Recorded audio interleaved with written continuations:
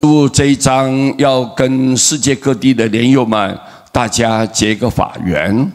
今天呢是我们阳历的7月9号，再过几天呢，正国寺就举办了祈福消灾朝山的活动。那么我也在准备说如何让来的信徒大家都能了解世间最主要我们出生的目的是干什么。你要去清楚，那这样才不枉费你来投胎转世。基本上是我的看法，提供给你们参考。生活乐观是人生的艺术。我们讲说这个人呢做的事情都非常好，大家很欣赏，这是人生的艺术。是怎么造成的？为什么他的生活有这么崇高的品质？是生活乐观。他的生活非常乐观，他经常有愉悦的心情，有通达的观念，不会障碍，不会想得很暗淡、很悲观、很消极，不会，很乐观，什么事情都以正面去看事情。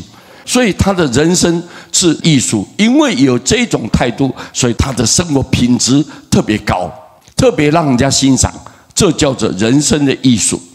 事业有成，事业做得很成功，而且非常的圆满，求什么有什么，事业一帆风顺，这个是人生的富有。你过去是修了很多的善根，所以这一辈子做什么随心满愿，处处贵人明显。你在过去是所种的善根，所以你这一辈子特别富有，所以事业才有成就。宗教信仰是人生的升华。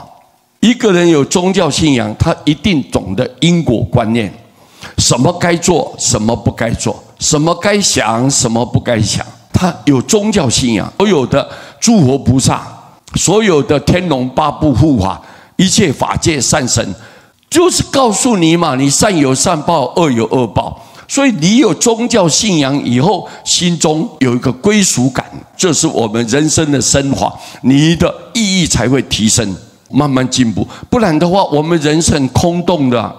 你说赚了很多钱怎么样啊？你很多钱你就觉得你自己了不起吗？没有啊，因为生不带来，死不带去啊。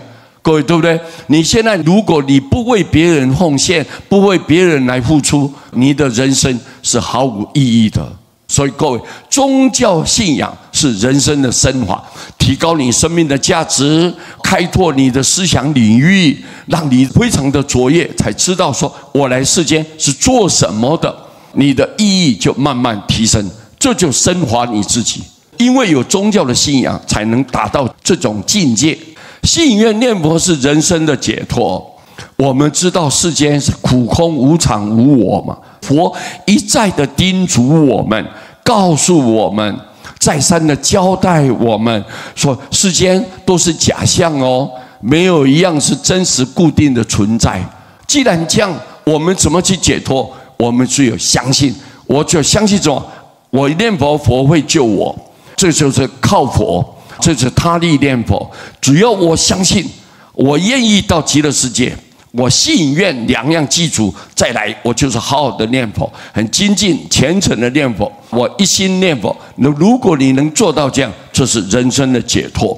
好像你被这个绳子绑起来，执着啊，贪求啊，占有啊，你什么都看不开，什么都放不下。只要你追求一样东西，那你的心就被那个绳子绑住了，你要跳脱就很困难了。